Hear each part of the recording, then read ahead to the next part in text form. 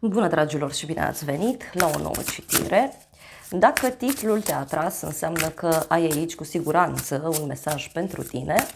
Îți mulțumesc pentru că mă urmărești, îți mulțumesc pentru că mi-ești alături. Dacă vrei și tu astfel de citire, te invit oricând cu drag doar pe aplicația de tarot și astrologie Cristina Zurba, disponibilă atât pe iPhone cât și pe Android. Hai să vedem așadar mesaje ce trebuie să știi pentru următoarele 24 de ore din momentul în care tu vezi această citire. Bun, a început citirea, avem două arcane majore, atenție, foarte intens. La baza pachetului avem o altă arcană majoră, moartea, și cu regele de cupe, spânzuratul.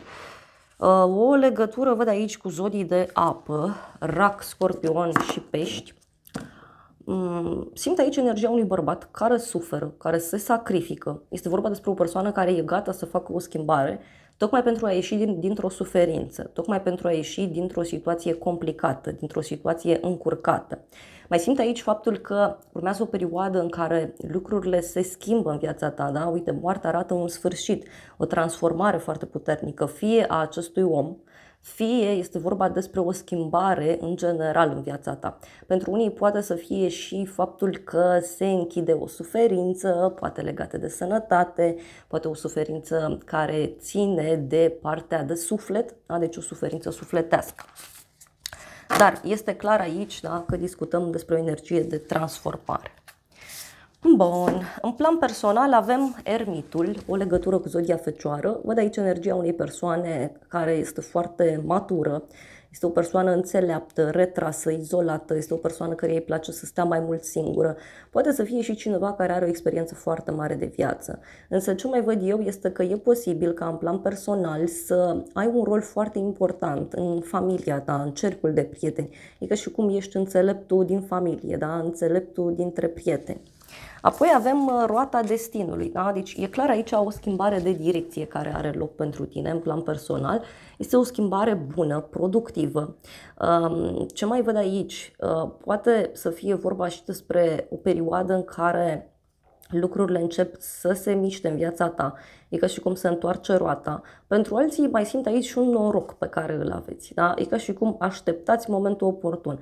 Așteptați să se întâmple ceva. Și roata destinului asta arată, da? Că se întâmplă un anumit eveniment. Mai văd și o conexiune cu zodii fixe pentru unii dintre voi. Taur, Leu, Scorpion și Vărsător. Hai să clarificăm puțin ermitul ăsta, să vedem ce spune. Avem cavalerul de bâte, ok, și avem și îndrăgostiții. Cineva care își dă seama că e cazul să acționeze într-un mod matur, într-un mod asumat. Mai văd aici, bineînțeles, și foarte multă pasiune din partea cuiva. Poate, știu eu, este o perioadă în care dai dovadă de cumpătare, de echilibru în legătură cu o anumită decizie. Și avem așa, regina de cupe și pajul de cupe. O legătură cu o zodie de apă, rac, scorpion sau pești. Poate să fie ermitul ăsta o femeie din viața ta. Este o femeie blândă, înțeleaptă, iubitoare. O femeie care îi vindecă pe ceilalți, fie fizic, fie cu cuvântul, fie din punct de vedere energetic.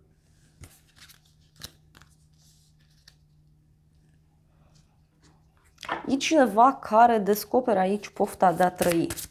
Hai să vedem roata destinului ce spune. Magicianul, da? Deci e clar aici că e ca și cum te apuci să construiești ceva, te apuci să faci ceva. Pentru unii poate mai aveți ceva de rezolvat în legătură cu o relație, da? Dar poate să fie și că cineva începe să pună lucrurile în mișcare. Este o persoană care tot a amânat, da? Vă spuneam eu că simt energia cuiva care a amânat ceva. Și avem treiul de bâte. Deci aici e clar că ceva începe să se miște. Avem o primă victorie, o primă bucurie. Cineva avansează, cineva pune un pas înainte. Uite, avem un 6 de spade, deci un drum. Cineva face un drum către tine.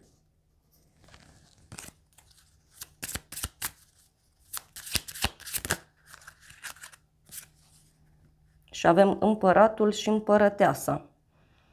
O legătură cu zodia Berbec, zodia Taur, balanță. Deci aici, uite, este o discuție de la egal la egal între două persoane.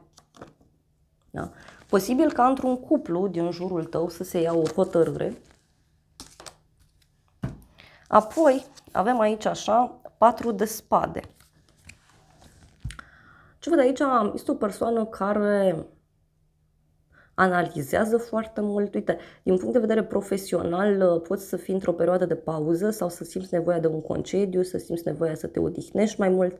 Poate să fie și o perioadă în care ai mai multe lucruri de făcut și atunci stai, te gândești, analizezi care este cea mai bună soluție. Apoi avem doiul de monede. Uite, aici e ca și cum primești bani, dai bani la rândul tău. Văd de asemenea că vei reuși aici să te împarți într-un mod egal între două situații diferite, două locuri de muncă sau pentru alții poate să fie vorba despre două activități, da? Care nu au legătură între ele. Dar văd aici și ca un fel de negociere. Din punct de vedere profesional, financiar, schimbați bani unii dintre voi. Alții, eu așa simt că aici reușiți să ajungeți la un fel de echilibru. Hai să vedem 4 de spade ce spune.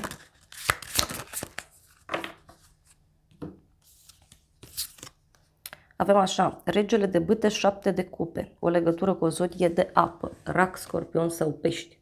Poate să fie o bucurie mare pentru tine, fie în legătură cu un coleg, fie pentru unii poate să fie și o bucurie în legătură cu partea de sănătate, e ca și cum îți revii, începi să te simți mai bine. Pentru alții mai simt aici că e ca și cum vi se propune un anumit lucru și sunteți nevoiți, da, să alegeți. Posibil ca cineva să vă prezinte o situație într-o imagine mult mai frumoasă decât este în realitate.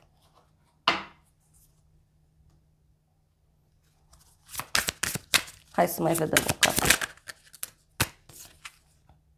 4 de bâte. Uite, o bucurie pentru tine. O realizare.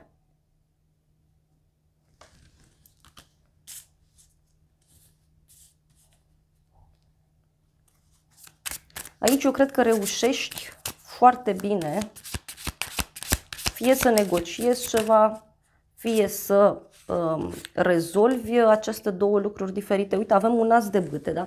E ca și cum apelezi la un nou mod de a acționa. Pentru alții e ca și cum vă revine pofta de viață, da? Sunteți mult mai entuziasmați. Se întâmplă ceva care vă oferă mai multă energie.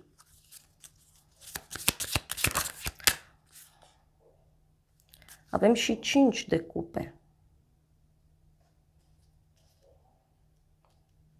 E ca și cum aici vrei să recuperezi ceva. Ceva ce n-ai rezolvat la timp sau ceva ce pur și simplu nu s-a legat.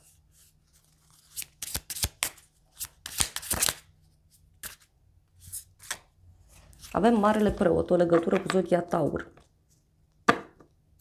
Na, văd aici energia unei persoane care știe foarte bine ce își dorește. Da? Poate să fie vorba despre un profesor, un mentor, o persoană suspusă, o persoană respectată. Dar aici, uite, pentru unii poate să fie și un succes pe care îl aveți, fie legat de acte, fie legat de un examen, ceva. Surpriza, wow! Surpriza, îndrăgostiții și 9 de monede.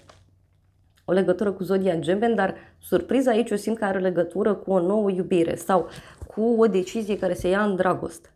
Da? Pentru alții poate să fie și o bucurie mare pe care o aveți în legătură cu o pasiune care e foarte intensă acolo în voi.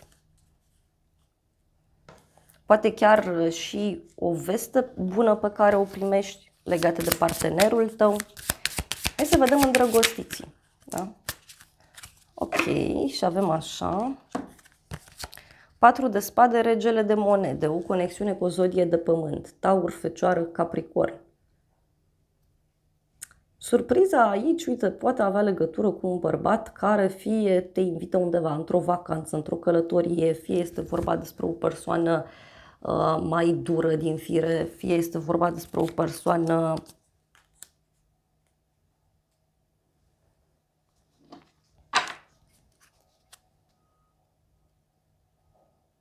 care îți pregătește o surpriză. Uite, e cineva foarte stresat. Dar poate surpriza, știu eu, să vină de la acest bărbat. Că Ia o hotărâre care aduce liniștea și pacea. 2 de cupe avem aici.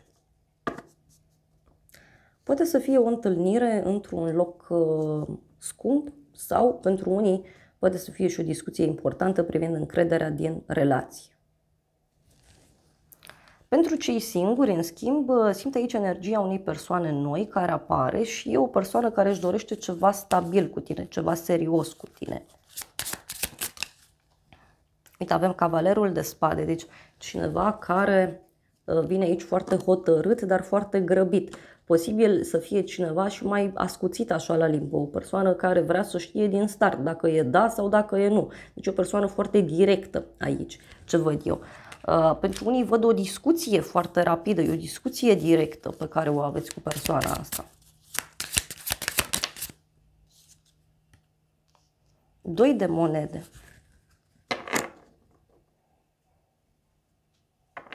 Un echilibru financiar pentru unii dintre voi. Dar și un fel de negociere.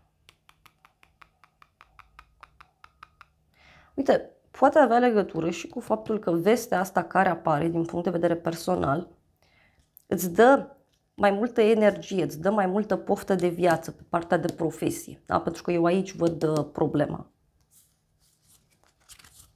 Mai vreau un mesaj. Foarte frumoasă surpriza.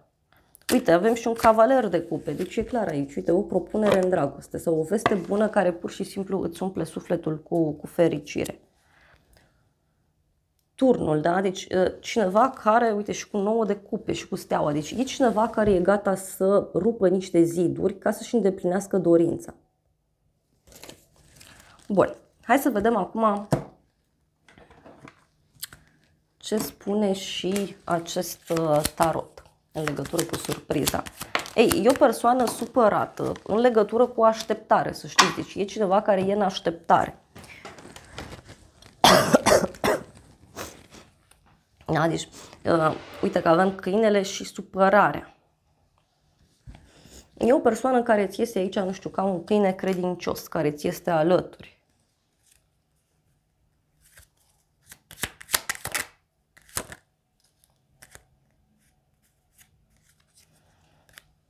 Și mai văd aici, uite, dacă ești femeie, că e cineva care se deschide în fața ta. Cineva care se gândește foarte intens la tine și îți va spune despre tot ceea ce are de gând.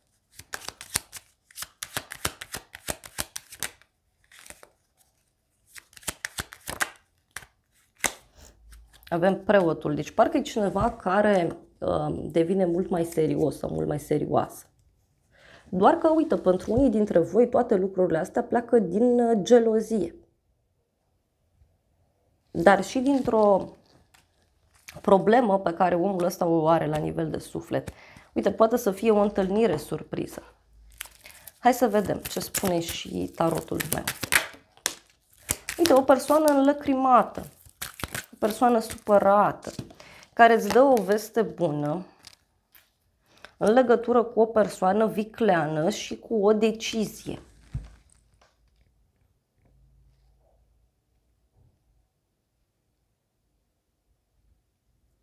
Poate și o persoană asta vrea să te abordeze așa prin învăluire. Însă, pe de altă parte, mai văd și pe cineva care își deschide sufletul în fața ta și îți povestește despre o problemă pe care o are.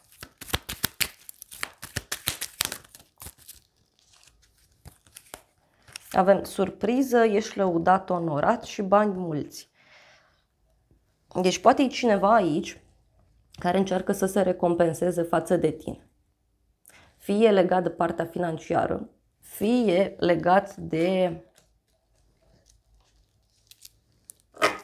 ideea de încredere.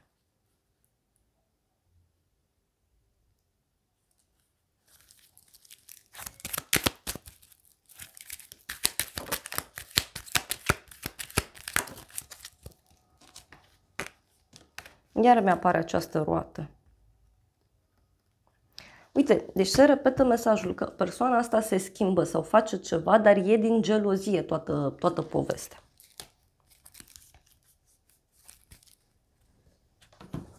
Hai să vedem ce spune acest oracol.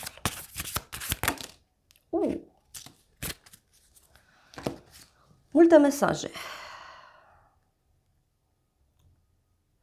Da, cineva care e foarte împământat, din ce văd aici. Persoană foarte împământată, cu foarte multe emoții și cu dorințe, da? Deci cineva care își dorește foarte mult ceva anume. Și aici avem comunicare și claritate. Deci o persoană care își dorește să clarifice ceva cu tine. E o persoană foarte sinceră. Pentru unii, ce văd aici și simt să vă transmit, poate să fie vorba despre o persoană mai sensibilă din fire. Avem zodia pești, zodia fecioară, zodia rac.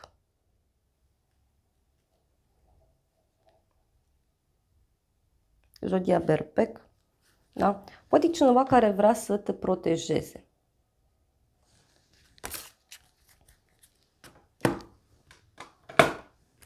Hai să vedem ce spune și acest oracol. Da, deci e vorba de niște suflete gemene, deci o persoană care seamănă foarte mult cu tine din anumite puncte de vedere. Fie fizic seamănă persoana asta, fie seamănă cu tine la caracter sau seamănă situația persoanei respective cu a ta. Și avem flăcări gemene și o regină de gheață, da? E o femeie mai dură, e o femeie mai rece, iar apoi avem călătorie, vacanță. Deci cineva care îți propune aici o vacanță, o călătorie. Sau la drumul ăsta poate cunoști pe cineva. Și avem așa ceva valoros, ceva de calitate și avem în timp scurt. Ei, posibil aici ca lucrurile să se schimbe în viața ta la 180 de grade într-un timp foarte scurt. E ceva foarte valoros pentru tine. Fie din punct de vedere fizic, fie din punct de vedere energetic. Da? E ceva foarte puternic, dar are legătură cu ideea aceasta de rapiditate, adică ceva se schimbă foarte, foarte rapid. Un ultim mesaj voi cere.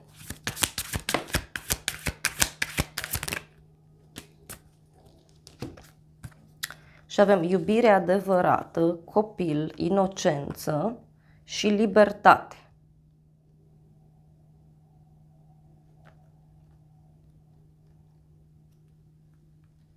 Simt eu că toată situația asta poate avea legătură și cu o nouă viață, cu ideea de libertate, cu iubire,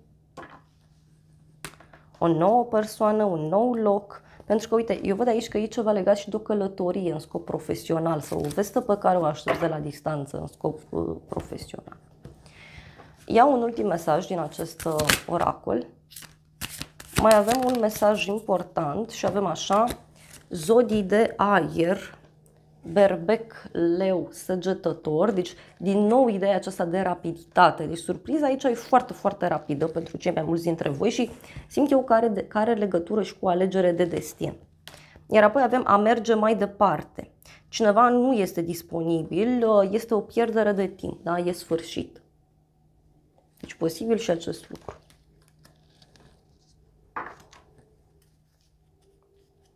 Și avem intuiție. Steagurile roșii pe care tu le ignori acum se vor întoarce puțin mai târziu. Deci aici ți se cere clar să nu mai ignori acele semne. Adică și cum Universul ți-a dat deja aceste semne în legătură cu schimbarea aceasta. Și îți va mai da. Da? Da, e ca și cum, așa cum am spus, se depășește un obstacol. Da? În legătură cu ceva ce a presupus foarte multă răbdare din partea ta. Da, dragilor, acestea au fost previziunile de această dată. Eu vă mulțumesc pentru prezență, vă îmbrățișez cu drag, sper din suflet să vă fie de folos informațiile și să ne revedem cu bine și data viitoare. Eu vă doresc să aveți parte de o zi sau de o seară cât mai frumoasă.